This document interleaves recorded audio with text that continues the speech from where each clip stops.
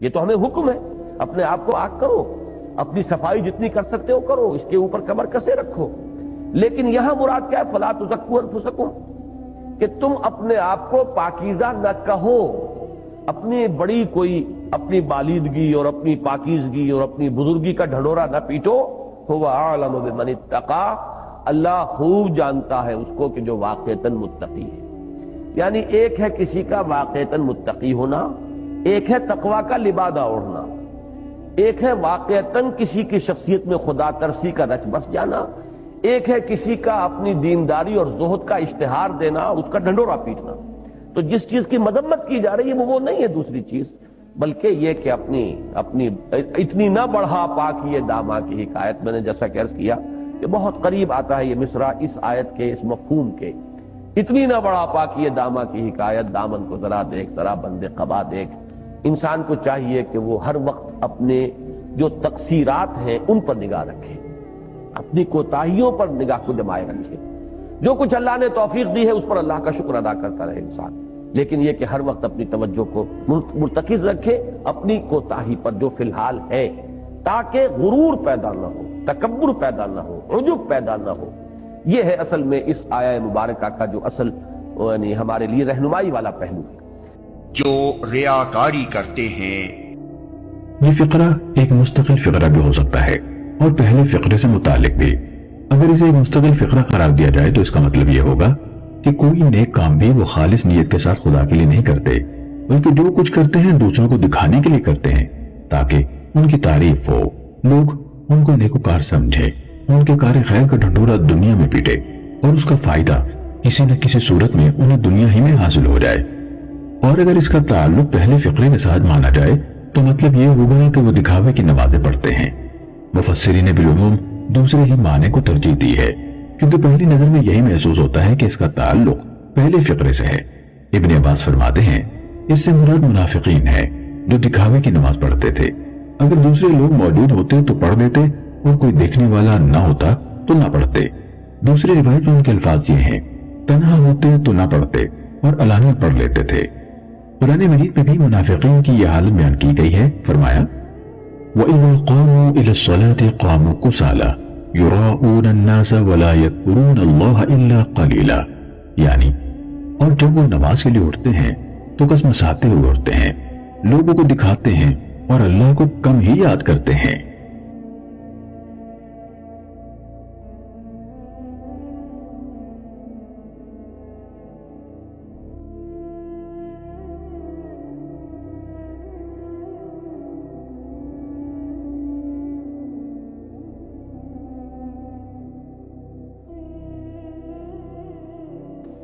اور ریاکاری جو ہے ہر خیر کو ختم کر دینے والی شے، بدنیتی.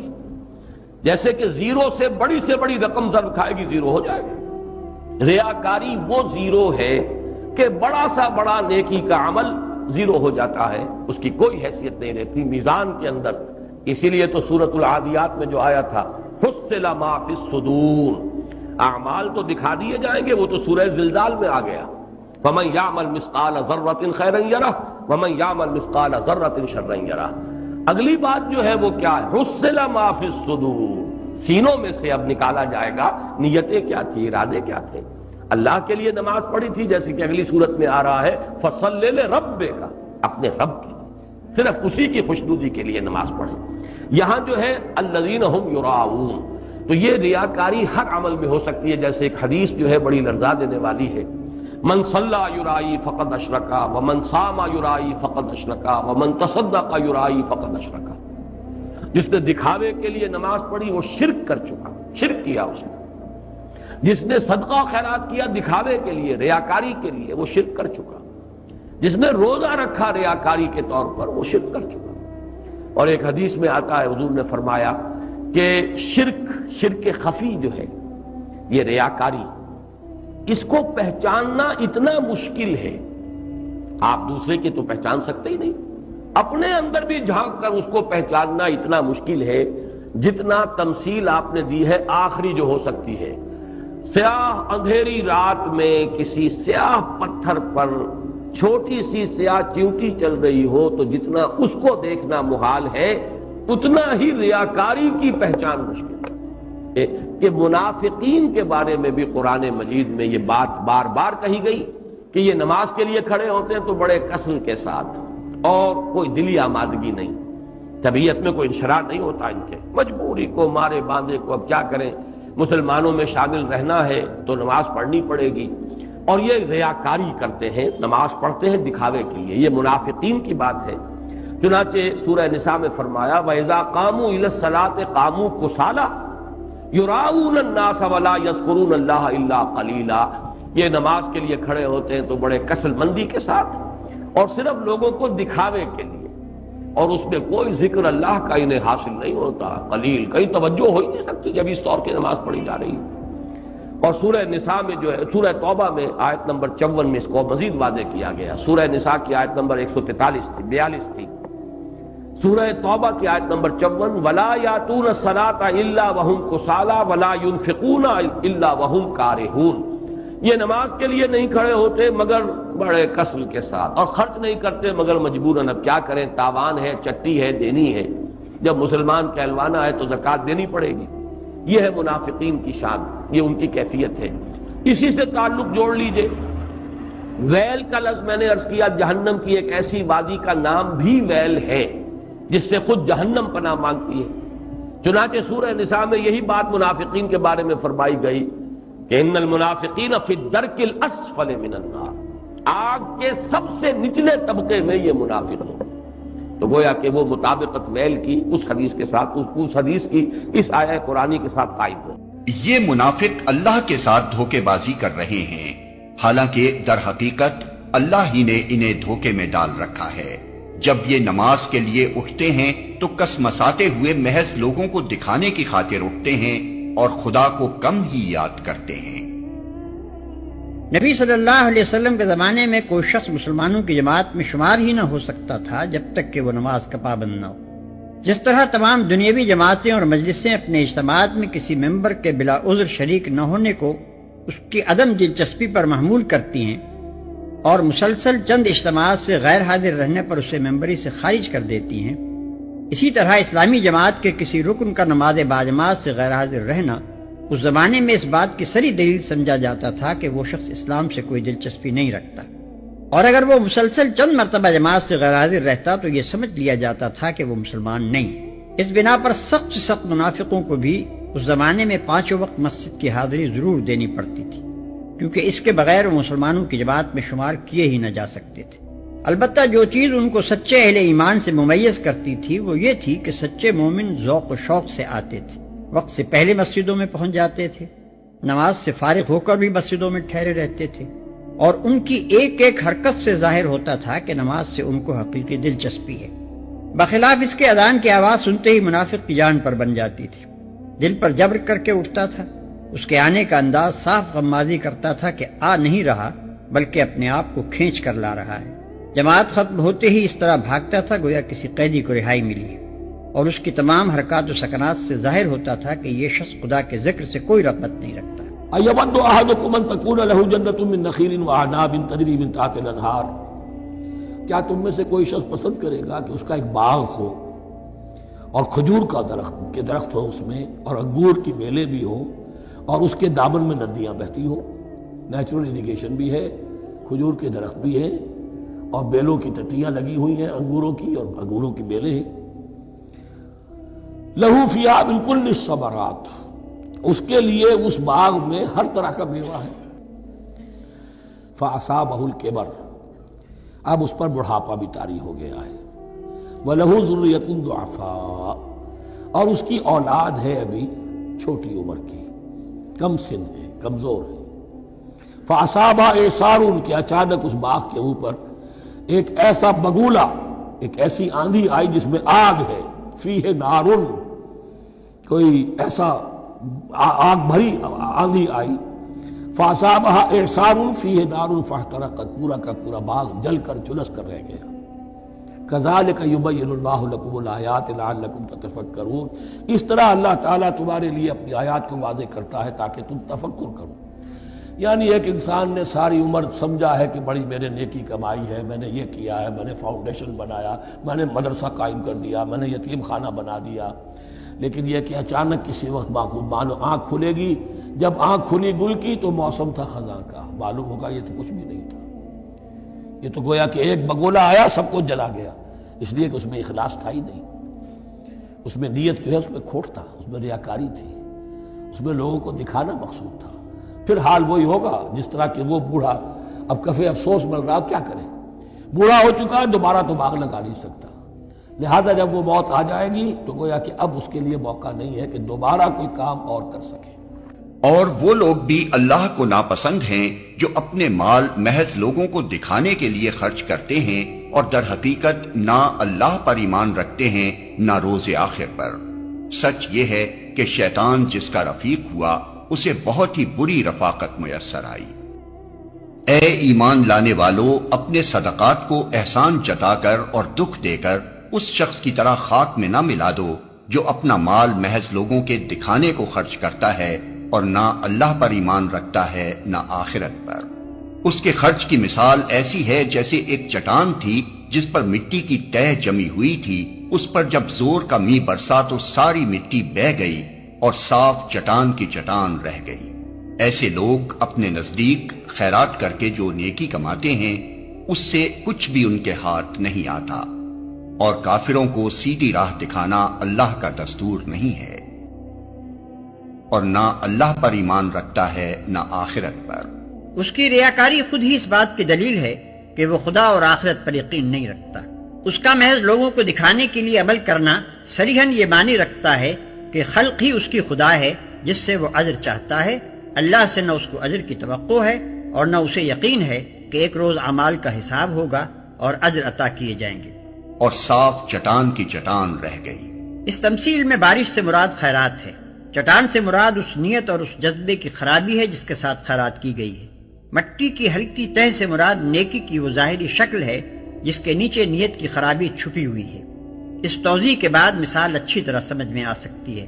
بارش کا فطری اقتضا تو یہی ہے کہ اس سے رویدگی ہو اور کھیتی نشو و نما پائے، لیکن جب رویدگی قبول کرنے والی زمین محض برائے نام اوپر ہی اوپر ہو اور اس اوپری تہ کے نیچے نری پتھر کی ایک چٹان رکھی ہوئی ہو تو بارش مفید ہونے کے بجائے الٹی مضر ہوگی۔ اسی طرح خیرات بھی اگرچہ بھلائیوں کو نشو و نما دینے کی قوت رکھتی ہے، مگر اس کے نافع ہونے کے لیے حقیقی نیک نیتی شرط ہے۔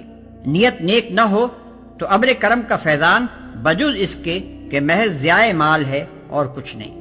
اور کافروں کو سیدھی راہ دکھانا اللہ کا دستور نہیں ہے۔ یہاں کافر کا لفظ ناشکرے اور منکر نعمت کے معنی میں استعمال ہوا ہے۔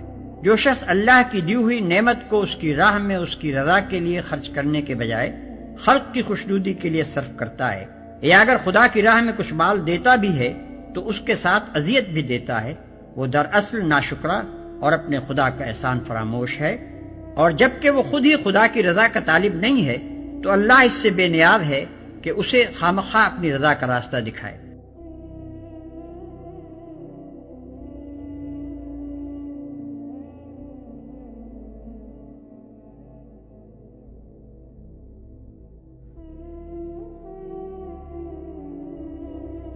اگر کوئی حقیقتاً متقی ہے تو اللہ کی نگاہ سے چھپا ہوا نہیں ہے، وہ کبھی اپنے تقوی کا اشتہار نہیں دے گا۔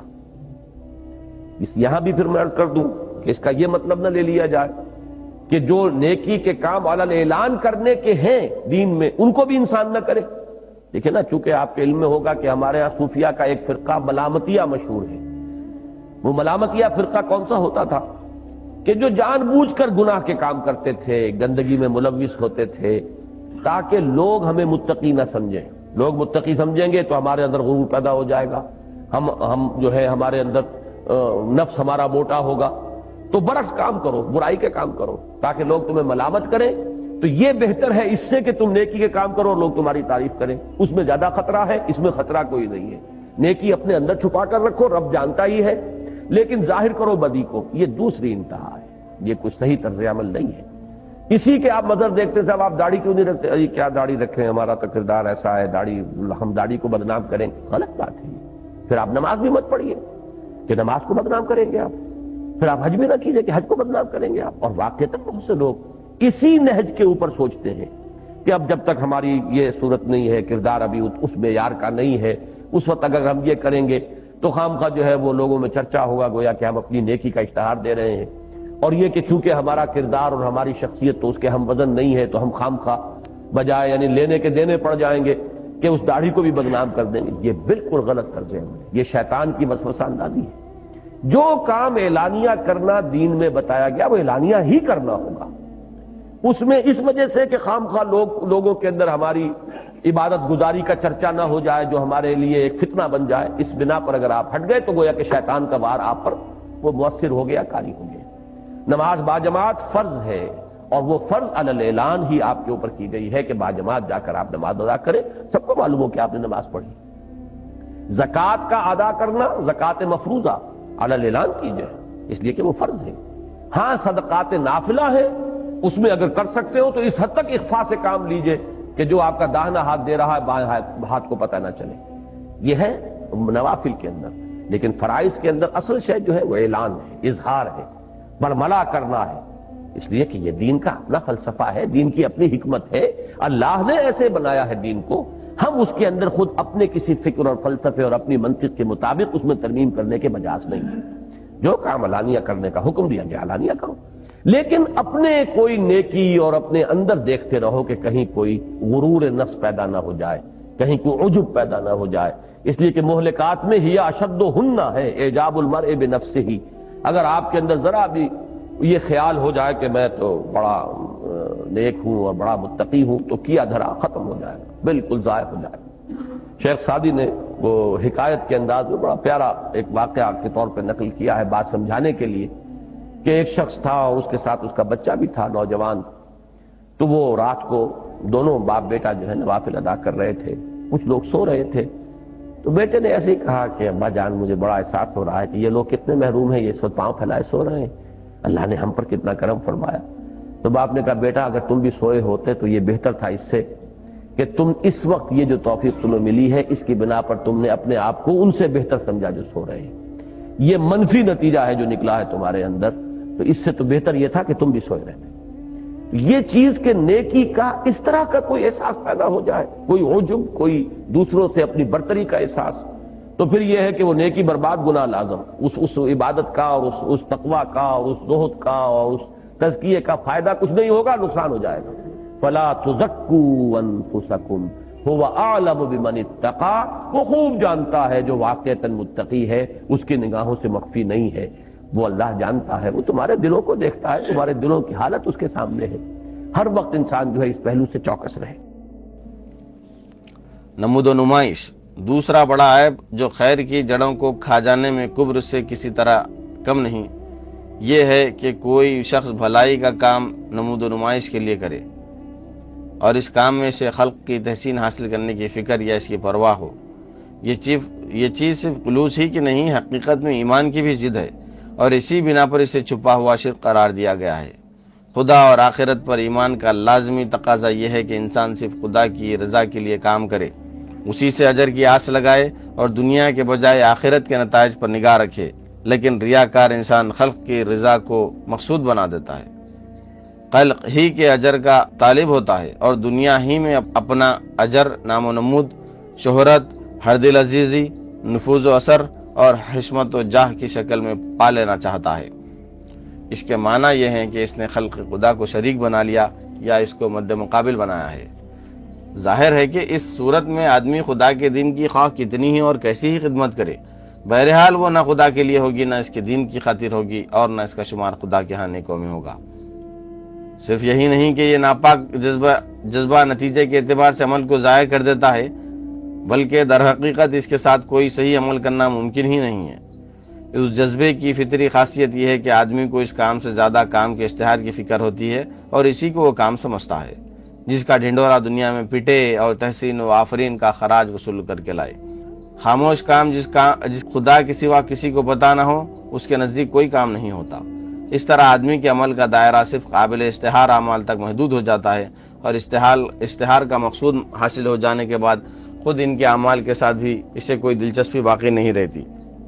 آغاز کار میں خواہ کتنی ہی خلوص کے ساتھ عملی زندگی کی ابتدا کی گئی ہو، یہ بیماری لگتے ہی خلوص اس طرح غائب ہو جانا شروع ہوتا ہے جیسے دق کی بیماری آدمی کی قوت حیات کو کھاتی چلی جاتی ہے۔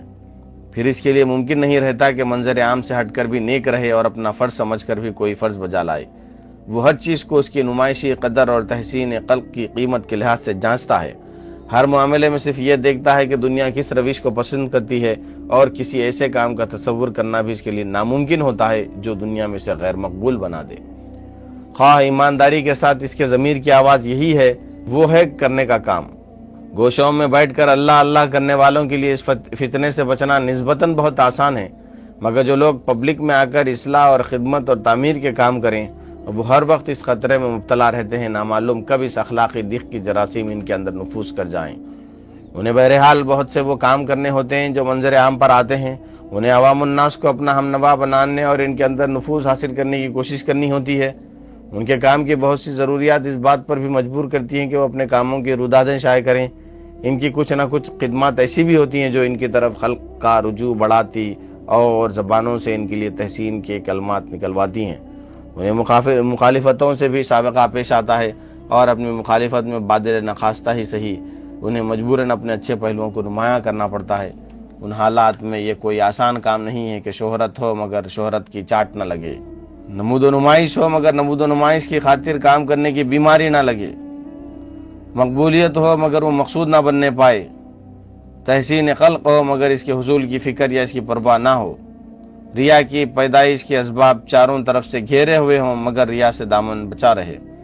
اس کے لیے بڑی کاوش، بڑی توجہ اور بڑی محنت کی ضرورت ہے۔ ایک ذرا سا تساہل بھی اس معاملے میں ریاکاری کے جراثیم کو گھس آنے کا راستہ دے سکتا ہے۔ اس سے بچنے کے لیے انفرادی کوشش بھی ہونی چاہیے اور اجتماعی کوشش بھی۔ انفرادی کوشش کا طریقہ یہ ہے کہ ہر شخص کچھ نہ کچھ ایسے نیک اعمال کا التزام کرے جو زیادہ سے زیادہ اخفاء کے ساتھ ہوں، اور ہمیشہ اپنے نفس کا جائزہ لے کر دیکھتا رہے کہ اسے زیادہ دلچسپی ان مخفی نیکیوں میں محسوس ہوتی ہے یا ان نیکیوں میں جو منظر عام پر آنے والی ہو۔ اگر دوسری صورت ہو تو آدمی کو فوراً خبردار ہو جانا چاہیے کہ ریا اس کے اندر نفوذ کر رہا ہے، اور اللہ سے پناہ مانگتے ہوئے پوری قوت ارادی کے ساتھ نفس کی اس کیفیت کو فوری بدلنے کی صحیح کرنی چاہیے۔ اجتماعی کوشش کی صورت یہ ہے کہ جماعت اپنے دائرے میں ریاکارانہ رجحانات کو کبھی نہ پنپنے دے، اپنے کاموں میں اظہار و اعلان کو بس حقیقی ضرورت تک محدود رکھے، شوق نمائش کا ادنا سا اثر بھی جہاں محسوس ہو فوراً اس کا سدباب کرے۔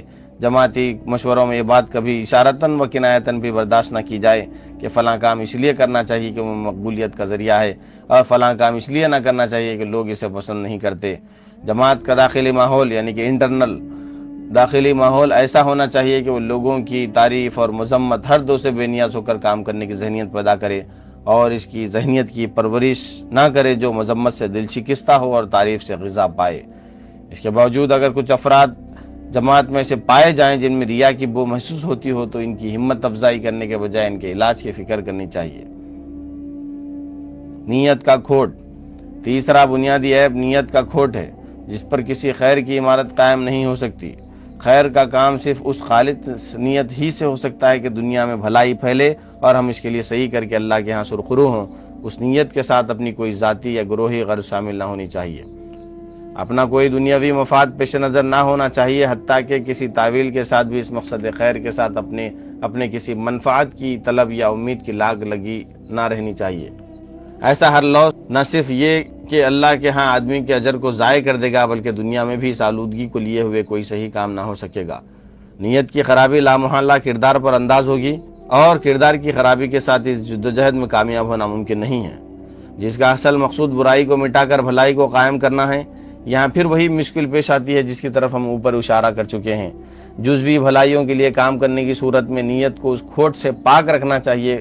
پاک رکھنا کچھ زیادہ دشوار نہیں ہے، تھوڑا سا تعلق باللہ اور جذبہ صادق بھی اس کے لیے کافی ہو سکتا ہے، مگر جن لوگوں کے پیش نظر یہ ہو کہ ایک پورے ملک کے نظام زندگی کی اصلاح کی جائے اور اسے بحیثیت مجموعی بنیادوں پر استوار کیا جائے جو اسلام نے ہمیں دی ہیں، وہ اپنے مقصد کے حصول کے لیے صرف تعمیر افکار یا صرف تبلیغ و تلقین یا صرف اصلاح اخلاق کی کوششوں پر اکتفا نہیں کر سکتے، بلکہ اس کے ساتھ ساتھ انہیں لامحالہ ملک کے سیاسی نظام کا رخ بھی اپنے مقصد کی طرف موڑنے کے لیے بالواسطہ یعنی کہ انڈائریکٹلی بلا واسطہ جدوجہد کرنی پڑتی ہے تاکہ اقتدار یا تو براہ راست ان کے ہاتھ میں آئے یا کسی ایسے گروہ کی طرف منتقل ہو جسے ان کی تائید اور پشت پناہی حاصل ہو۔ دونوں صورتوں میں سے خواہ کوئی بھی صورت ہو، اقتدار کا تصور سیاسی نظام کی تبدیلی سے منفک نہیں ہو سکتا۔ اب تو قعر دریا میں رہ کر دامن تر نہ ہونے دینے کا معاملہ ہے کہ ایک جماعت یہ کام کرے اور پورے انہماک کے ساتھ کرے، اور پھر اس کے افراد کی انفرادی نیتوں اور پوری جماعت کی مجموعی نیت کو اپنے لیے اقتدار کی طلب کا لوث نہ لگنے پائے۔ یہ چیز بڑا مجاہدہ نفس اور بڑا تزکیہ قلب و روح چاہتی ہے۔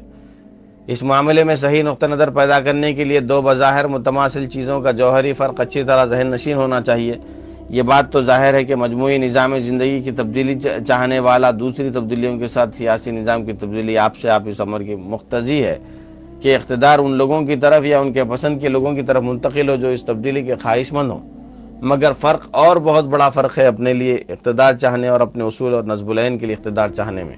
اصول کا اقتدار چاہے عملاً اصول کے علمبرداروں ہی کا اقتدار ہو، پھر بھی اصول کا اقتدار چاہنا اور اس کے علمبرداروں کا اپنے لیے اقتدار چاہنا حقیقتاً دو الگ الگ چیزیں ہیں جن میں روح اور جوہر کا بہت بڑا فرق ہے۔ نیت کا کھوٹ دوسری چیز میں ہے نہ کہ پہلی چیز میں، اور مجاہدہ نفس جس چیز پر مرکوز ہونا چاہیے وہ یہ ہے کہ پہلی چیز کے لیے سر دھڑ کی بازی لگا دینے پر بھی دوسری چیز کا ذہن میں شائبہ تک نہ آنے پائے۔ نبی کریم صلی اللہ علیہ وسلم اور صحابہ کرام رضوان اللہ علیہم اجمعین کا نمونہ ہمارے سامنے ہے۔ انہوں نے مجموعی نظام زندگی کو بدل کر اسلام کے اصولوں پر قائم کرنے کی جدوجہد کی۔ یہ چیز سیاسی غلبہ و اقتدار کے بھی متقاضی تھی، کیونکہ دین کو پوری طرح غالب کر دینا اس کے بغیر ممکن نہ تھا، اور عملاً اس جدوجہد کے نتیجے میں اقتدار ان کے ہاتھ میں آیا بھی، لیکن اس کے باوجود کوئی ایماندار آدمی یہ شبہ تک نہیں کر سکتا کہ ان کی جدوجہد کا مقصود اپنا اقتدار تھا۔ دوسری طرف اپنے اقتدار کے طالبوں سے تاریخ بھری پڑی ہے، اور تاریخ میں ان کو ڈھونڈنے کی کیا ضرورت ہے؟ ہماری آنکھوں کے سامنے وہ دنیا میں موجود ہے۔ عملاً اقتدار پانے کو اگر ایک واقعے کی حیثیت سے لیا جائے تو دونوں گروہوں میں کوئی فرق نہیں، لیکن نیت کے لحاظ سے دونوں میں عظیم الشان فرق ہے۔ اس فرق پر دونوں کا کردار جدوجہد کے دور کا کردار بھی اور کامیابی کے دور کا کردار بھی ناقابل انکار شہادت دے رہا ہے۔ جو لوگ صدق دل سے اصول اسلام کے مطابق زندگی کا ہماگیر اقتدار چاہتے ہوں، انہیں فرداً ابھی اس فرق کو ٹھیک سمجھ کر اپنی نیت درست کر رکھنی چاہیے، اور ان کی جماعت کو مجموعی طور پر اس امر کی کوشش کرنی چاہیے کہ اپنا اقتدار چاہنے کی نیت کسی شکل میں بھی اس کے دائرے میں جگہ نہ پا سکے۔